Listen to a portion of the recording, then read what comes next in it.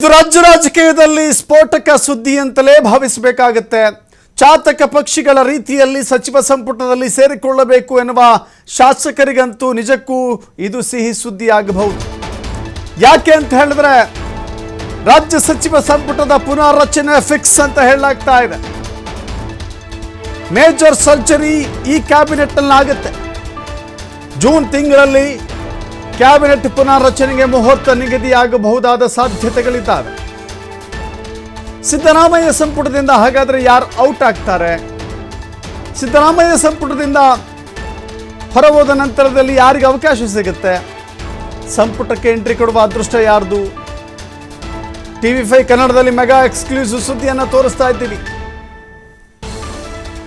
ಕೆಲವಷ್ಟು ಮಾನದಂಡಗಳನ್ನು ಇಟ್ಟುಕೊಂಡು ಕೆಲ ಸಚಿವರನ್ನ ಸಂಪುಟದಿಂದ ಕೈ ಬಿಡಬೇಕು ಅಂತ ಹೇಳಿ ಅನೇಕ ರೀತಿಯ ಪ್ರಯತ್ನಗಳು ನಡೆದಿದ್ದಾವಲ್ಲ, ಅದು ಈಗ ಸಫಲವಾಗುವಂಥ ಸಂಭವ ಸಮಯ ಮುಹೂರ್ತ ಕೂಡಿ ಬರ್ತಾ ಇದೆ. ರಾಜ್ಯ ಸಚಿವ ಸಂಪುಟ ಪುನರ್ರಚನೆಗೆ ಹೈಕಮಾಂಡ್ ಚಿಂತನೆ ನಡೆಸಿದೆ.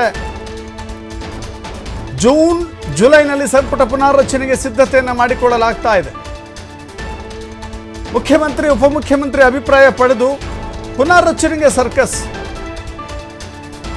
ಏಪ್ರಿಲ್ 4ರಂದು ದೆಹಲಿಯ ನೂತನ ಕರ್ನಾಟಕ ಭವನ ಉದ್ಘಾಟನೆಯಾಗುತ್ತೆ. ಉದ್ಘಾಟನಾ ಕಾರ್ಯಕ್ರಮಕ್ಕೆ ಮುಖ್ಯಮಂತ್ರಿಗಳು ತೆರಳುತ್ತಾರೆ. ಏಪ್ರಿಲ್ 2 ದೆಹಲಿಗೆ ತೆರಳುವಂಥ ಮುಖ್ಯಮಂತ್ರಿಗಳಿಗೆ ಈ ರೀತಿಯ ಸನ್ನಿವೇಶದಲ್ಲಿ ಸಂಪುಟ ಸರ್ಜರಿ ಬಹಳ ಅನಿವಾರ್ಯ ಅಂತ ಹೇಳಿ ಮುಖ್ಯಮಂತ್ರಿಗಳು ಕೂಡ ಮನವರಿಕೆ ಮಾಡಿಕೊಡಬೇಕಾದಂಥ ಪ್ರಸಂಗ ಇದೆ. 3 ದಿನ ದೆಹಲಿಯಲ್ಲೇ ವಾಸ್ತವ್ಯ ಹೂಡುವ ಸಿಎಂ ಹೈಕಮಾಂಡ್ ಜೊತೆ ಈ ಕುರಿತಂತೆ ಚರ್ಚಿಸಿ ಒಂದು ಅಂತಿಮ ಸ್ಪಷ್ಟ ರೂಪಕ್ಕೆ ತೆಗೆದುಕೊಳ್ಳುವ ಸಾಧ್ಯತೆ ಇದೆ. DCM DK ಶಿವಕುಮಾರ್ ಕೂಡ ದೆಹಲಿಗೆ ಹೋಗ್ತಾ ಇದ್ದಾರೆ. ಇಬ್ಬರು ನಾಯಕರ ಜೊತೆ ಚರ್ಚಿಸಿ ಅಂತಿಮ ತೀರ್ಮಾನವನ್ನು ನಿರ್ಧಾರವನ್ನು ತೆಗೆದುಕೊಳ್ತಾರೆ. 3 ಬಾರಿ 4 ಬಾರಿ 5 ಬಾರಿ ಸಚಿವ ಶಾಸಕರಾಗಿದ್ದರೂ ಕೂಡ ಸಚಿವರ ಭಾಗ್ಯ ಸಿಕ್ಕಿಲ್ಲ.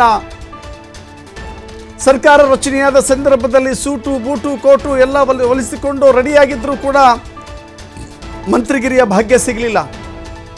ಮಂತ್ರಿಗಿರಿಯ ಭಾಗ್ಯಕ್ಕಾಗಿ ಹಪಾಹಪಿಸಿದ್ರು, ಲಾಬಿ ಮಾಡಿದ್ರು.